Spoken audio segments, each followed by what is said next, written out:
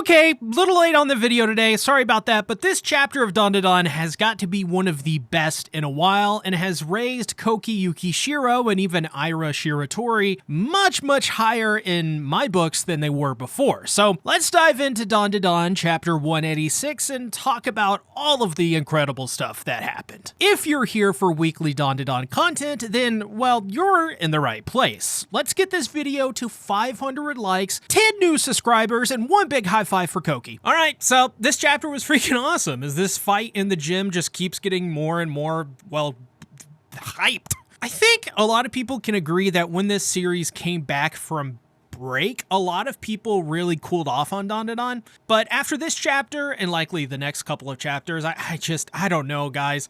I feel like there is so much potential for something that I just don't see often in manga, and we'll definitely talk about that later on. But this chapter's MVP is mostly pretty much tied, in my opinion, but I gotta give it to Koki Yukishiro. Almost immediately with this chapter, we see her go through a really big change.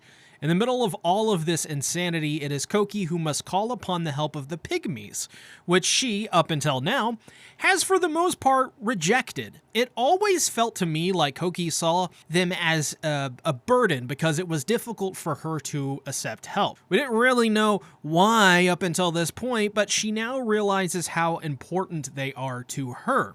Despite the fact that the powers were given to her through this really awful circumstance. So it's massive that she's going to them for help and openly admitting that her casted judgments weren't correct. It takes a certain kind of person to own up to their mistakes, and Koki is the bigger person here and showing a lot of maturity and progression for doing just that. In other words, I think she's accepting responsibility. And that's important to know because that's directly contrasted to Murakami, who is absolutely, without a doubt, an enemy to all women. Turns out that he has pretty much forced Miss Tadachi to dress up in his pervy outfits and do things she doesn't want to do, all because he figured out her situation in life and is taking advantage of her situation with money and power. To simply put, Murakami is just, honestly disgusting and the worst kind of person imaginable, and possibly I want him to die, but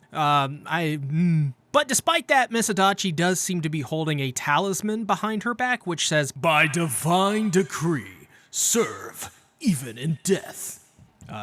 Sorry about that. This is big because I think it shows that while he thinks that he is the one in control, it does seem that Adachi has other plans for him.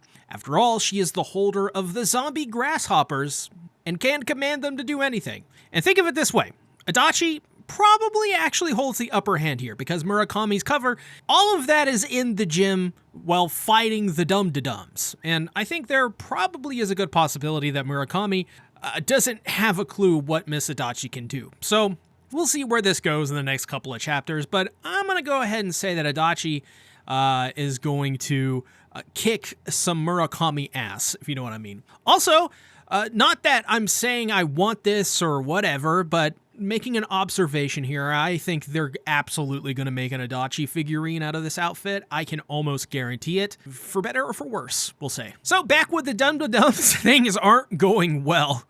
Koki's pygmies cannot find Murakami no matter where they look, and they immediately realize they were fooled and that he was never in the gym to begin with. To make matters even more dire, if that can even be possible at this point, Rin is at her limits.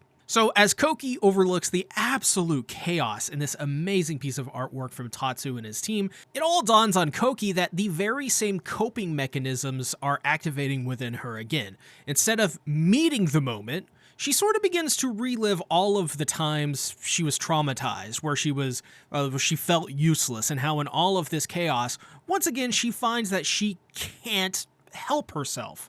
She doesn't know what to do as her pygmies have exhausted her options. But the lass has potential yet, because the pygmies point to just a random piano, and a grand one at that. And, man, it just looks so beautiful. I would love to have one of these in real life, let me tell you. So Mai and the others basically tell her that she needs to play this piano, as that could potentially boost Rin's powers. I mean, she has to use her ability. And also, just real quick, as a little bit of a side note, I love the way her hair hangs down her face and how they frame it in these panels. I say it every time, but fantastic design for Koki. And this is where the emotions really hit me like a truck. Koki sits down at the piano to play and recalls a very important context to her past. Growing up, she was pitch perfect and thus did not need the intervention of written sheet music. She had the ability to see sound, and so she essentially played her music through feel. I think a part of this is actually kind of funny because I think most musicians probably already do something similar to this, but in Dandadan, it's like, oh my god, Koki's special ability nobody has. Yeah, I know it's entertainment. No, I'm not complaining. Yes, you can have cheeseburger Freerin. But we see that growing up, Koki's parents seemed to take music even more seriously than Koki did. For Koki, it seemed more of a natural extension of her body and personality. It was never about being a prodigy for her or winning some fake rat race.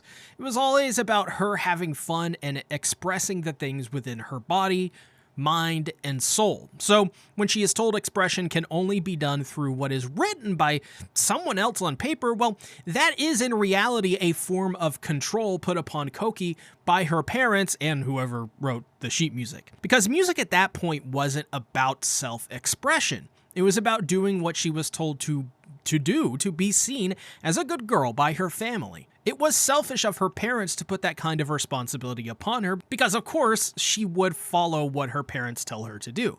So it comes as no surprise when her ability to see sound is then snuffed out for so long. Obviously, this aspect of the story, it very much is closely reminiscent to Your Lie in April. But when she goes to strike the keys, it sounds horrible, and it is not for her lack of trying. This is because the piano is tuned not to A440 Hertz, which is the musical standard for most popular music. I actually went to school for music, so I know about this stuff. Instead, it is tuned to A432 Hertz. If you're wondering what that means and how that sounds, a good way to understand is to go back to listen to records from the time period. Actually, I think a great example of this is AC/DC up until the Highway to Hell album. Primarily, they tuned to ear to each other in the band, so often the tuning was in these lower frequencies or slightly higher frequencies. Another easy example is like the Beatles, B.B. King, a great one that everyone here probably would know, Metallica's Ride the Lightning. That's actually in A444 Hertz because it was recorded at a slower speed and then sped up in post to generally where it sounded good to their ears. There's a whole story about that. I'm sure you can find it. But once again, it is Ira, Koki's perceived rival, who is here to help her again, pushing her to improvise and for her to remember that feeling, when she first picked up music and to essentially express herself to the best of her abilities. Find that freedom through music again and harness it. And through this, we also develop Ira's character again. She found music to be an escape from her mother's death. So playing, learning, and trying to achieve something great to, in theory, usurp Koki wasn't one birthed from envy or jealousy as much as it was birthed from Ira's lack of control in her situation. She couldn't control her mother's death, but she could control learning to play piano and taking first place. And guess what? As soon as Koki quit, Ira quit as well. This actually reminds me a lot of Look Back by Tatsuki Fujimoto, as both of those characters have a very similar arc and rivalry that drives them. And remember, this is all totally natural stuff here. Ira wasn't fake or hated music because there was no competition. She worked long and hard to make her music great. And that still requires enjoying the art form and having that passion, because without it, Ira would have been miserable. Remember, she was looking for an escape and a release from the death of her mother, and neither was Koki in the wrong here. In fact, I think both of them helped each other. It just took Koki many years to take Ira's hand, but now she's ready to do it in the moment that the dumbasses need her the most. So, remembering that feeling, she channels her emotions and lets loose, freeing herself from her past and returning to where she belongs, in a state of pure flow as the music comes from her fingers and shakes everyone to their core.